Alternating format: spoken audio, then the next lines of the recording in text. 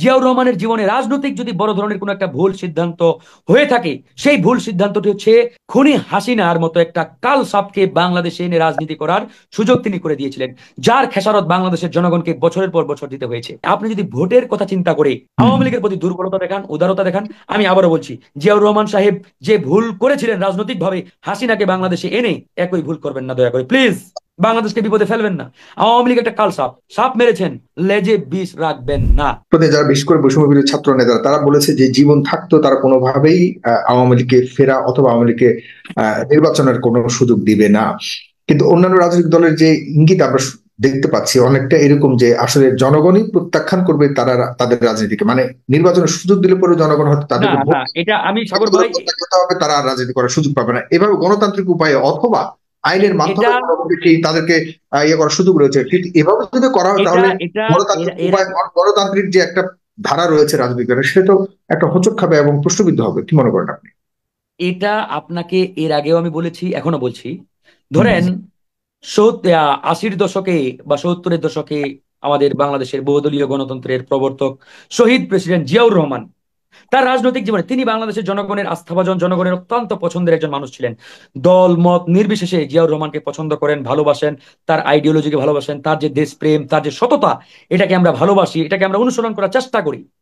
হুম। তার এই বিষয়ে কোনো দ্বিমত নেই, ভিন্ন মত নেই। কিন্তু জিয়াউর রহমানের জীবনে রাজনৈতিক যদি বড় ধরনের কোনো একটা ভুল সিদ্ধান্ত হয়ে থাকে, সেই ভুল সিদ্ধান্তটি হচ্ছে খুনি হাসিনার মতো একটা কাল সাপকে বাংলাদেশে এনে রাজনীতি করার সুযোগ তিনি করে দিয়েছিলেন, যার খেসারত বাংলাদেশের জনগণকে বছরের পর বছর দিতে হয়েছে। হুম। তারপরে এখন যদি আপনি আসেন, ওই সত্তরের দশক আর 2024 সালের পরিস্থিতি এক নয়, totally different situation, different environment.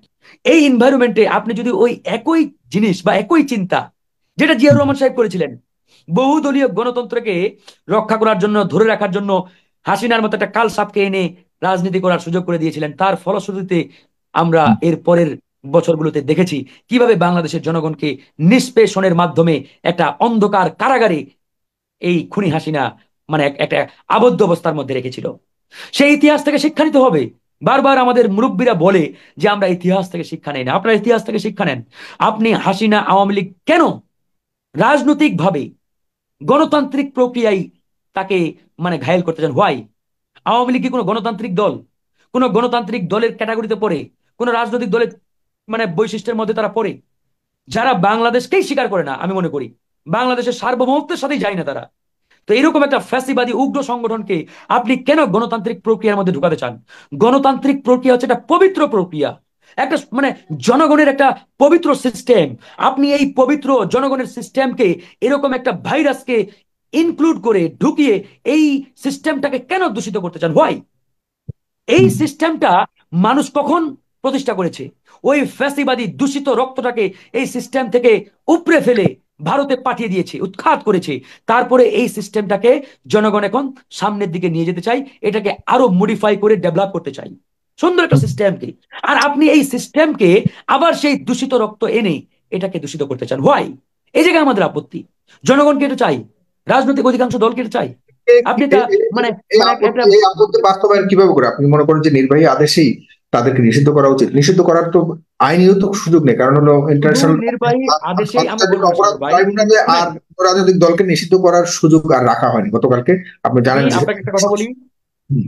যদি আপনি সিদ্ধান্ত নেন যে আওয়ামী লীগ রাজনীতি করতে পারবে কি পারবে না, অধিকাংশ রাজনৈতিক দল, জনগণ যদি এই জায়গায় একমতে পৌঁছায় যে না, আওয়ামী লীগের রাজনীতি করার কোনো অধিকার নেই, এরপরে আপনি যান, ফর্মুলার দিকে যান, রাস্তার দিকে যান, যে আওয়ামী লীগকে কোন কায়দায়, কোন রাস্তা দিয়ে আমরা বেইন করতে পারি, নিষিদ্ধ করতে পারি, কোন ফর্মুলায়।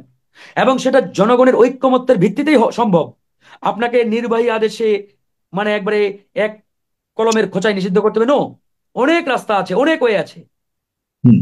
অনেক রাস্তা আছে, আপনি চাইলেই সম্ভব। কিন্তু আপনাকে তার আগে সিদ্ধান্ত নিতে হবে যে আপনি আওয়ামী লীগের প্রশ্নে আপনার অবস্থান কি। আপনি আওয়ামী লীগের প্রশ্নে অবস্থানই নিতে পারছেন না পরিষ্কার ভাবে। কেউ বলছেন আওয়ামী লীগের রাজনীতি করার অধিকার আছে, আবার দু একটা উপদেষ্টা বলে আওয়ামী লীগ ঐতিহ্যবাহী দল, তাদের অনেক অবদান আছে, এটা সেটা। কেউ বলে তারা নির্বাচনে আসুক। তো এইরকম যদি একটা ডিলেমার মধ্যে আপনারা নিজেরাই থাকেন, আপনাদের অবস্থান যদি সুস্পষ্ট না হয়, তাহলে আপনি পরবর্তী স্টেপে যাবেন কিভাবে? আপনার অবস্থানকে ক্লিয়ার করতে হবে, পরিষ্কার করতে হবে যে আওয়ামী লীগের প্রশ্নে আমাদের অবস্থান এটা, ক্লিয়ার মেসেজ। যেমন আমরা পরিষ্কার করেছি, রাজনৈতিক দলগুলো অধিকাংশ পরিষ্কার করেছে, জনগণ পরিষ্কার করেছে। বৈষম্য বিরোধী ছাত্ররা তারা বলে অবস্থান ক্লিয়ার করেছে।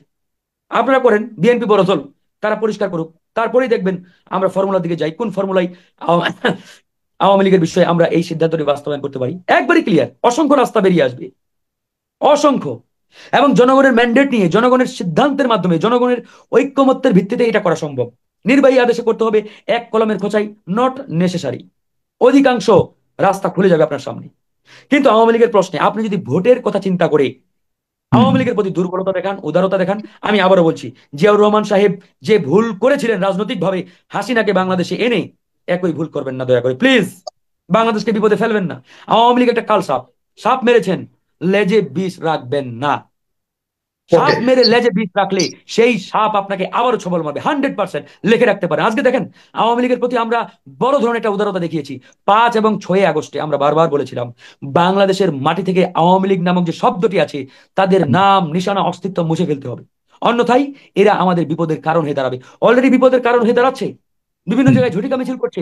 অনেক জায়গায় কয়েকদিন আগেই সম্ভবত কোন এক জেলায় দেখলাম ককটেল বোমা মেরে বিএনপির কয়েকজন নেতাকে আহত করেছে, দেখেন নাই? এরপরেও বিএনপি কোন মুখে আওয়ামী লীগের প্রশ্নে নরম সুর বা তারা উদারতা দেখায়? ওয়াই?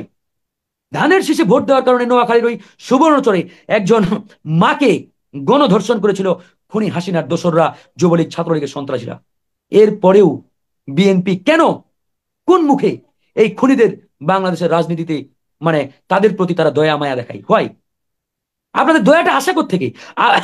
আপনাদের নেত্রী, আমাদের সকলের প্রিয় বেগম খালেদা জিয়াকে ওই নির্জন কারাগারে বছরের পর বছর একা রেখেছিলেন, এটা কি ভুলে গেলেন 2 দিনে? একজন ব্যক্তিকে নির্জন একটা কারাগারে, কেউ নেই, আমরা সহ্য করতে পারি নাই। এরপরেও যদি হাসিনা এবং তার দলের প্রতি আপনাদের মায়া মহব্বত থাকে, তাহলে আই এম সরি, আমরা আসলে বলতে বাধ্য হচ্ছি যে আপনারাও কি ওই ফ্যাসিস্ট শক্তিকে পুনঃপ্রতিষ্ঠা করার জন্য পিছন থেকে কাজ করছেন? বলতে বাধ্য হচ্ছি, এটা দয়া করে হবেন না। আমার দৃঢ় বিশ্বাস বেগম খালেদা জিয়া এবং তারেক রহমান আওয়ামী লীগের প্রশ্নে তাদের অবস্থান বোধ হয় একবারে সুস্পষ্ট, তারা কখনোই এরকম ফ্যাসিস্ট সংগঠনকে আর বাংলাদেশে দেখতে চায় না। হয়তো বিএনপির স্থায়ী কমিটিতে দ্বিধাদ্বন্দ্ব থাকতে পারে, তবে বেগম খালেদা জিয়া আমাদের জানা মতে, দেশের জনগণের জানা মতে, তিনি কখনোই এই জালিমের সাথে কখনো আপোষ করতে পারেন না। আজকে যেহেতু তিনি জনগণের সামনে আসছেন, আমরা চাইবো বেগম খালেদা জিয়া যেহেতু স্টিল, তারেক সাগর ভাই 30 সেকেন্ড, বেগম খালেদা জিয়া যেহেতু স্টিল বিএনপির চেয়ারপারসন, আমরা চাই বেগম খালেদা জিয়া আজকে যেহেতু রাজনীতির ময়দানে জনগণের সামনে উপস্থিত হয়েছেন, তিনি এ বিষয়ে তার যে সিদ্ধান্ত, এই সিদ্ধান্ত জনগণকে জানাবেন। এবং দেশ নিয়ে তার যেটা ভাবনা, এটা আমরা ইনশাল্লাহ জানতে পারবো। আমরা দৃঢ় আশাবাদী, এটা আমাদের জানতে হবে। আর আওয়ামী লীগের যে ভোট ব্যাংক, এটা অবশ্যই স্বীকার করতে হবে। আওয়ামী লীগের ভোট ব্যাংক অবশ্যই 15 থেকে 20% ভোট ব্যাংক তাদের আছে, এটা অস্বীকারের কোনো কারণ নেই। তাদের এই ভোট ব্যাংককে আপনি কি করবেন? তাদেরকে তো আপনি বিতাড়িত করতে পারবেন না। হ্যাঁ, তাদের জন্য আপনি রাজনীতির মাঠ উন্মুক্ত করে দেন। কিন্তু এই জায়গায় যদি তারা এরকম কোনো কন্ডিশন দিয়ে থাকে যে না আমরা রাজনীতি করতে চাই কিন্তু আওয়ামী লীগে করতে চাই, তাহলে বুঝতে হবে এরা প্রত্যেকেই ফ্যাসিস্ট শক্তির দোসর এবং ভারতীয় প্রেসক্রিপশনে এটা বাস্তবায়ন করতে চায়। তার কোন দল করবে তাহলে? যে কোনো দল। ভাই আপনি রাজনীতি করতে চান, না না সাগর ভাই, আমি যদি আপনাকে প্রশ্ন করি যে সাগর ভাই আপনি রাজনীতি করতে যাচ্ছেন, ওয়েলকাম। আপনাদের চোখে দোষটা কার? আওয়ামী লীগ এজ এ সংগঠনের, নাকি আওয়ামী লীগ যারা করেছে নেতা কর্মীরা তাদের, নাকি উভয়? আওয়ামী লীগ এজ এ দল হিসাবে এই দোষ অবশ্যই দল হিসাবে তাদের উপরে, এবং এই দলের লিডিং এ যারা ছিলেন এবং গণহত্যার সাথে যারা জড়িত, প্রত্যেকেই দোষী, প্রত্যেকেই দায়ী। আওয়ামী লীগ এই যে শব্দ সংগঠন এবং যারা করেছে তারা সবাই সংগঠন, একটু যৌক্তিক ব্যাপার আছে, যদি সংগঠনই হয়ে থাকে তার মানে সংগঠন যারা করেছে সবাই তো দোষী। হ্যাঁ অফকোর্স সবাই দোষী। তারাও তো দোষী, তাহলে তারাও তো অপরাধী। আমি শেষ করি।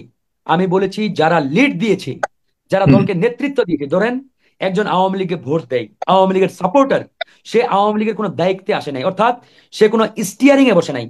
আপনি তাকে কোন কায়দায় কিভাবে আপনি তাকে বিচারে কাঠগড়ায় দাঁড় করবেন? সে যদি কোনো একটা ইউনিটের, কোনো একটা কমিটির দায়িত্বপ্রাপ্ত ব্যক্তি হয়ে থাকেন, অবশ্যই সে দোষী 100%।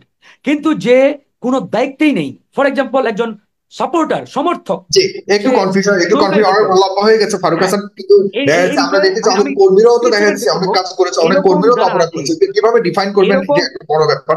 জি। আমি 30 সেকেন্ড শেষ আচ্ছা, করবো সাগর ভাই। এরকম জি, যারা আছে তারা যদি রাজনীতি করতে চায় তাদেরকে আমরা ওয়েলকাম জানাবো। তাদের জন্য অসংখ্য দল আছে। তারা চাইলে বিএনপি করতে পারে, জামাত করতে পারে, গণ অধিকার করতে পারে, কিংবা তারা চাইলে নতুন এক দল গঠন করতে পারে, যে আমরা নতুন একটা দল গঠন করবো, নো প্রবলেম। আচ্ছা, সেই দরজা দ্বার উন্মুক্ত। এখন এই যে আওয়ামী লীগ শব্দটি, আসলে দেখেন, যখন ছাত্রলীগের ক্যাডাররা একজনকে কোপাচ্ছে, কি বলে কোপাচ্ছে? নিজের নামে, যে আমি অমুক কোপাচ্ছি, নো, জয় বাংলা, জয় বঙ্গবন্ধু, জয় আওয়ামী লীগ স্লোগান দিয়ে কোপাই। তার মানে তারা ওই সংগঠনের ব্যানারকে ব্যবহার করে তারা কিন্তু কোপায়। আওয়ামী লীগ যখন প্রত্যেকটা অপরাধ করে সংগঠনের ব্যানারকে ব্যবহার করে করে, ওকে, সেই ফাইন। জায়গায় আপনি আওয়ামী লীগকে কখনোই এই জায়গা থেকে অব্যাহতি দিতে পারেন না, দায় মুক্তি দিতে পারেন না। আপনাকে আওয়ামী লীগ এজ এ ধন্যবাদ। সংগঠন, এজ এ দল, অবশ্যই দোষী, অবশ্যই অপরাধী। জি, এই নামে, ধন্যবাদ। এই সংগঠনে ধন্যবাদ, ধন্যবাদ কখনোই ধন্যবাদ রাজনীতি আপনাকে, করতে পারে না। ধন্যবাদ ফারুক হাসান।